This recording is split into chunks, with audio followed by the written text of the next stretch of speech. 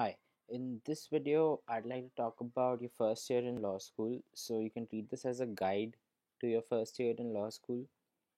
So let's quickly start. First of all, congratulations on making it to a law school. As long as you have made it, it's a new start.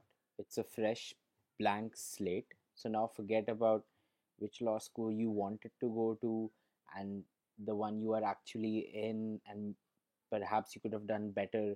So it's best for you to forget about all those and all those considerations and now focus on what lies ahead. So let's start with a couple of caveats.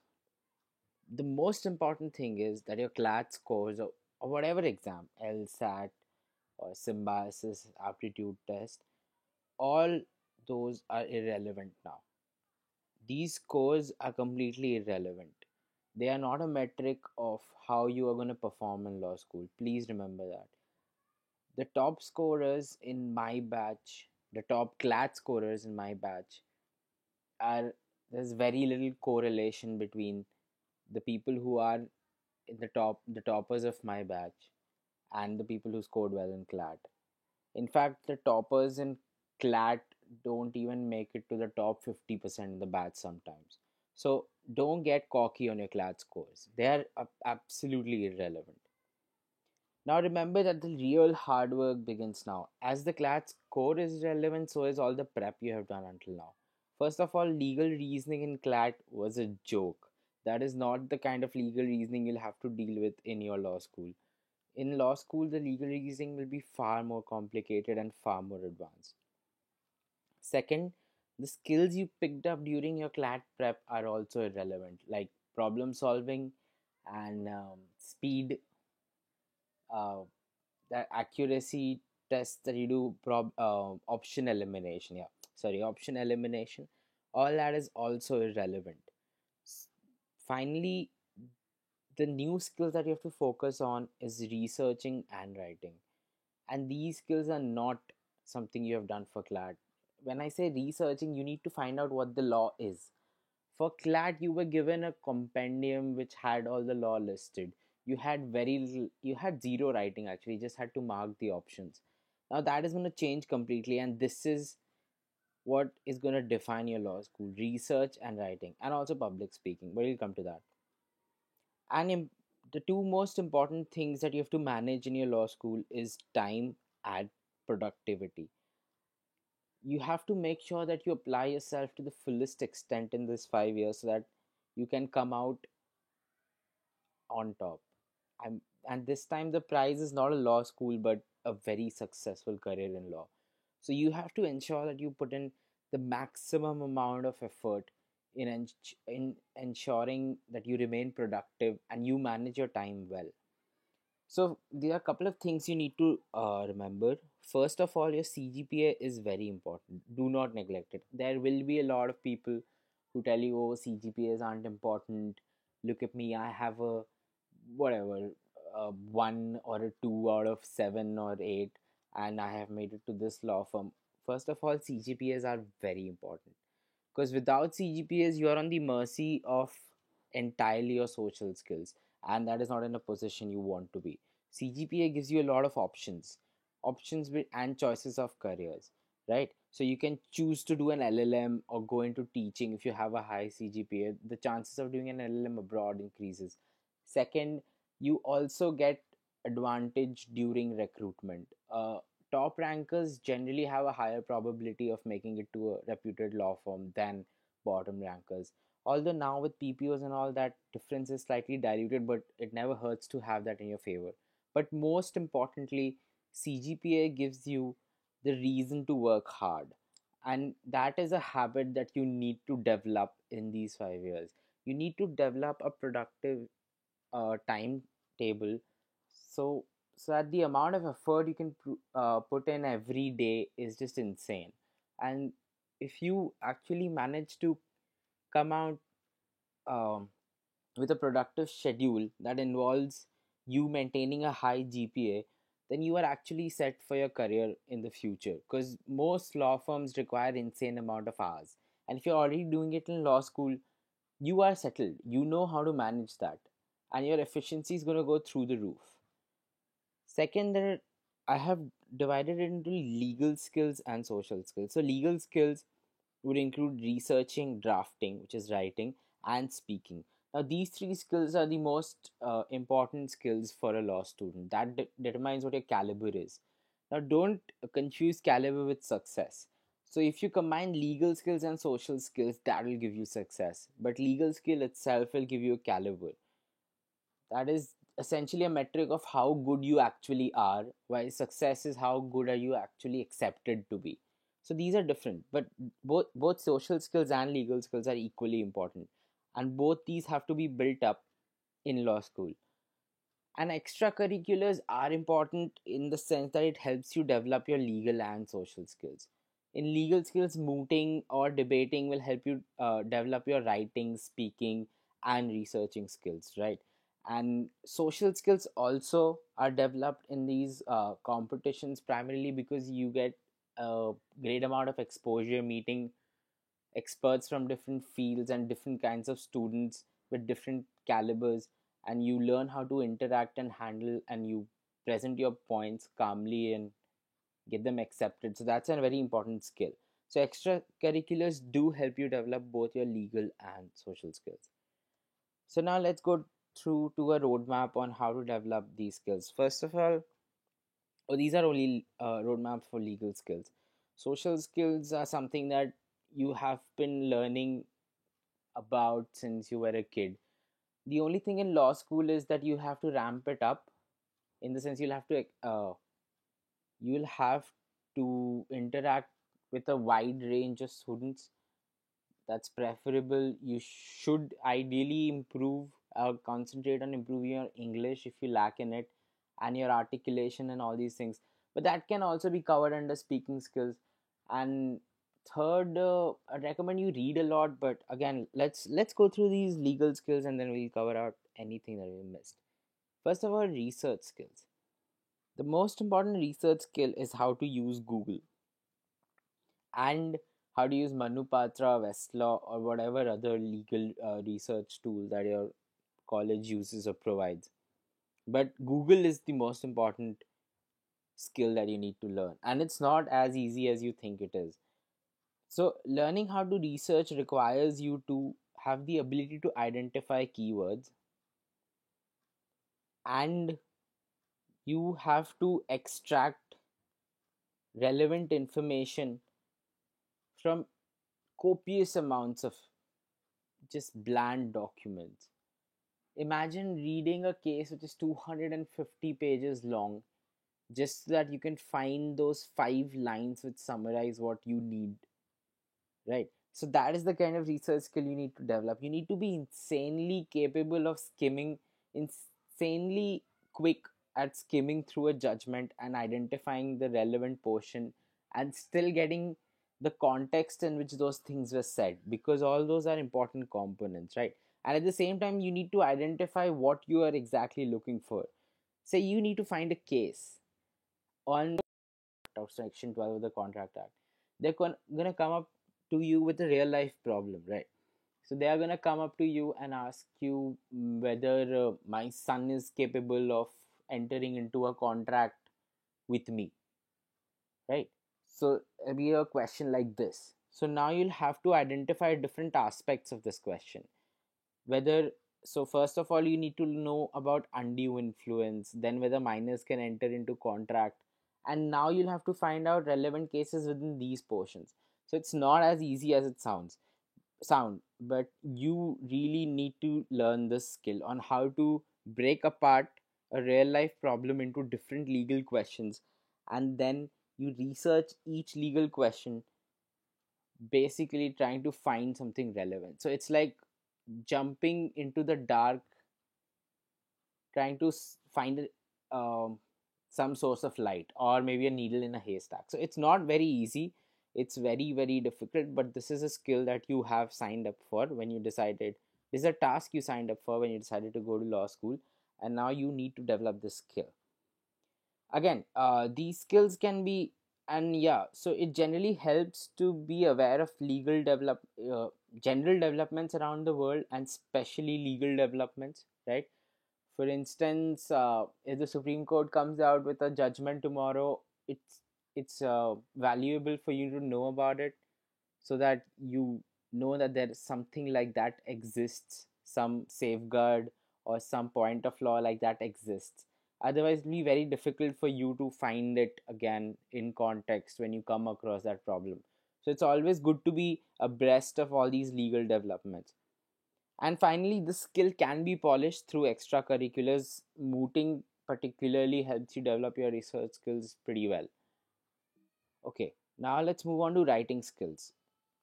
Now, writing skills are extremely important because most of the communication in law school, I feel, is done through writing, especially in the academic field, right? So, first of all, you need to learn to improve your English.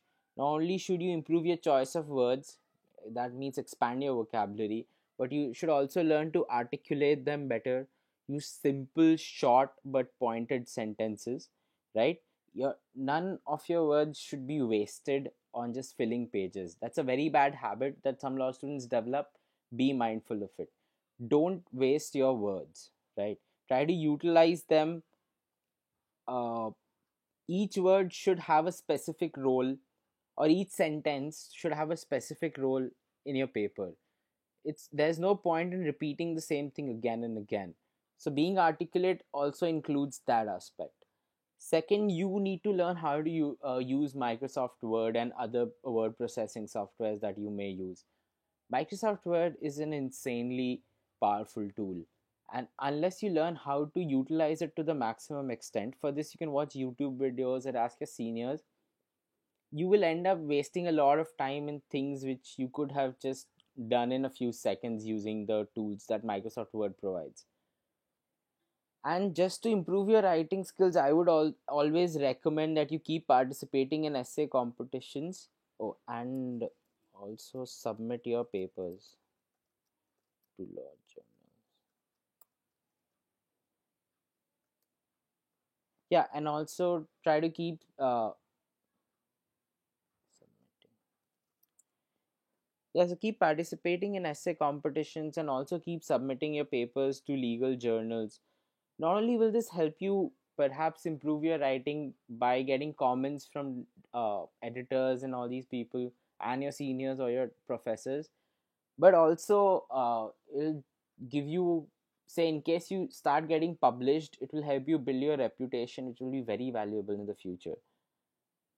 And one of the easiest way to apply to essay competitions or submit to journals is to make sure that you do your writing assignments in college extremely diligently and extremely properly.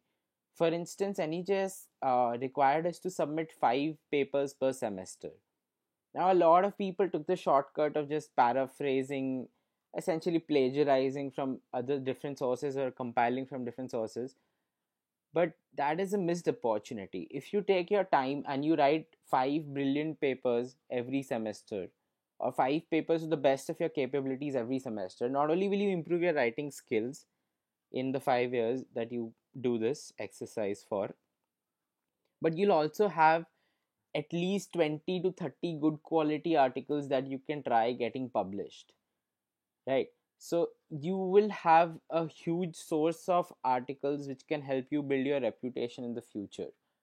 Plus it will help you gain a wide area of knowledge across different legal domains, right? For instance, if you make a proper project on contract act, some aspect of it, you will know properly about that aspect of it.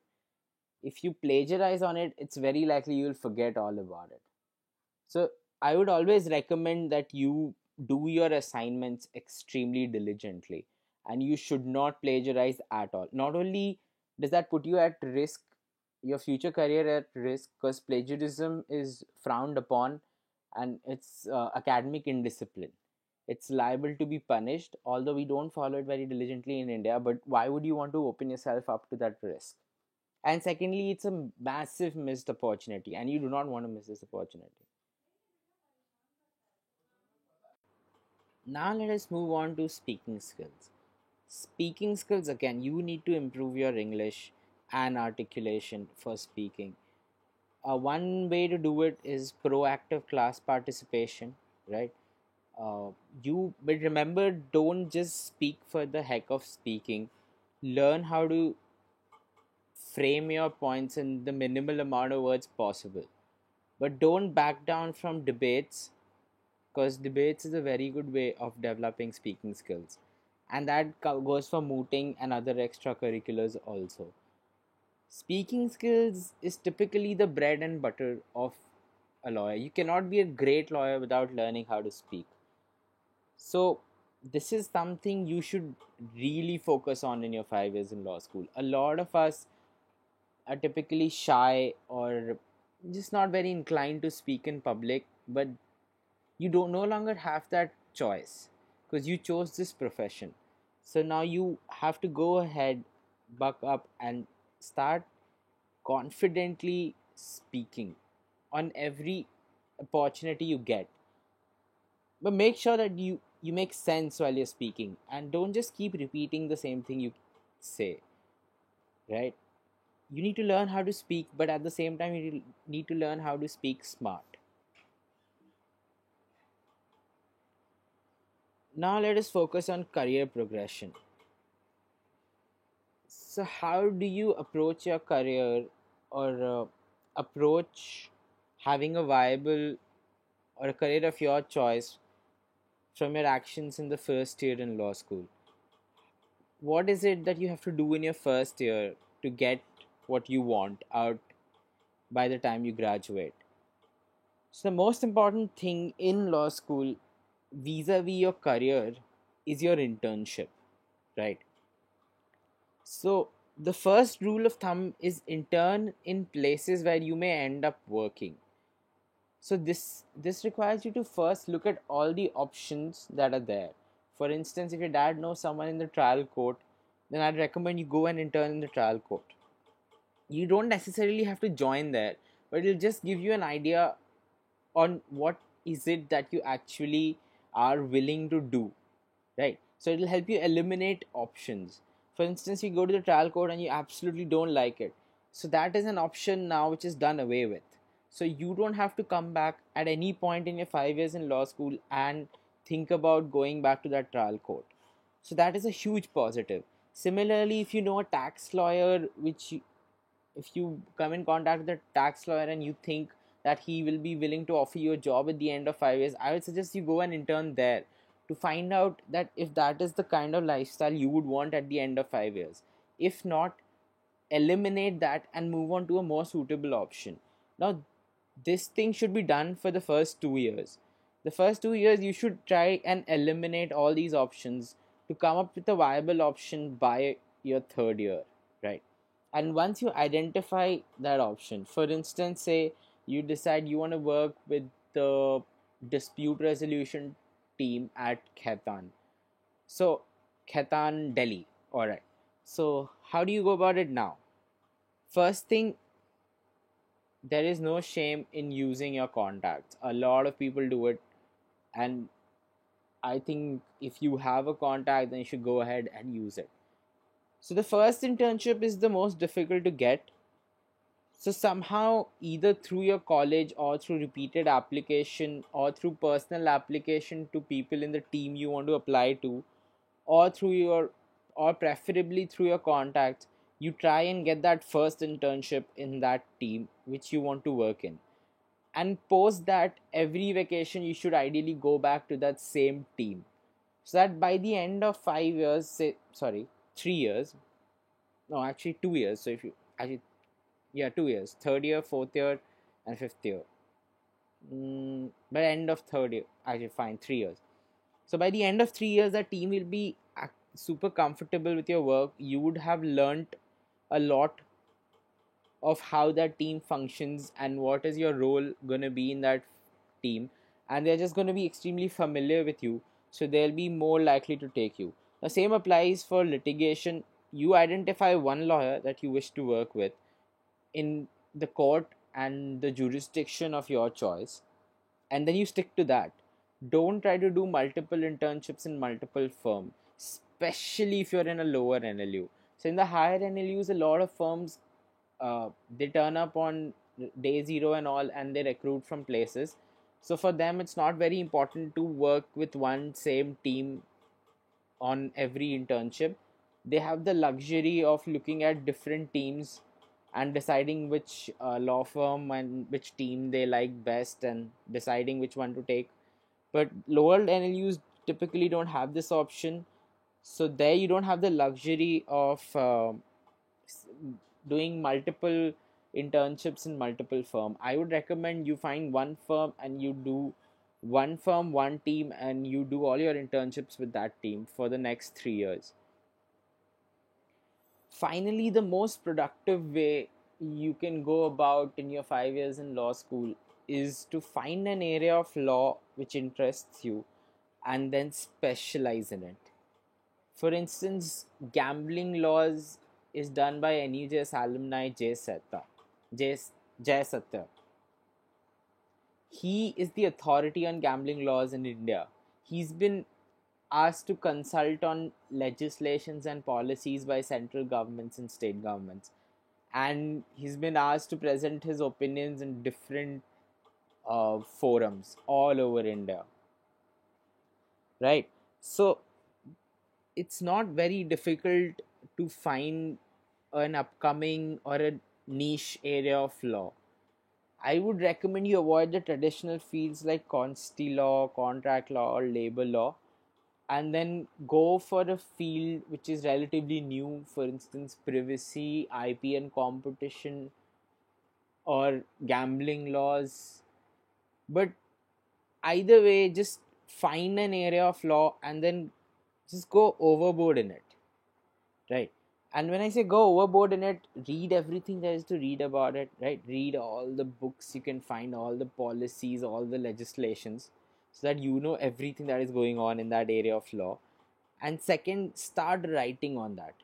Write blogs, make send multiple articles on that topic to different journals across India until you get published several times in that area, and start giving out talks or perhaps making YouTube videos on that area of law, or just writing out recommendations on that area of law to different people who might need it, like companies or the government.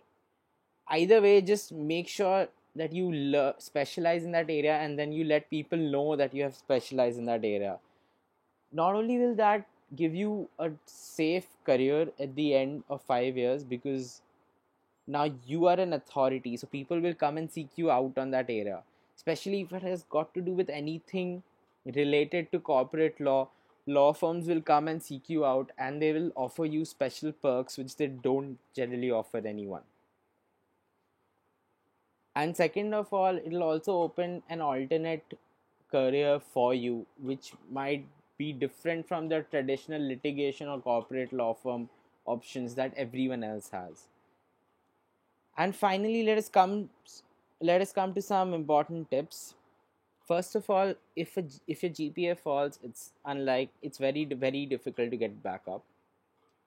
Second, law school, all everything is about choice, right? If you choose to waste time, law school is going to be the place you waste the maximum amount of time in. But if you choose to work, it's also the place that will give you the maximum amount of work that you can take, right? It's always better to learn a skill while you're here, right? You can either, like I said, specialize in an area of law, or you can learn coding, build a website or something law but based on a technological platform. So that is also a very viable option as of today.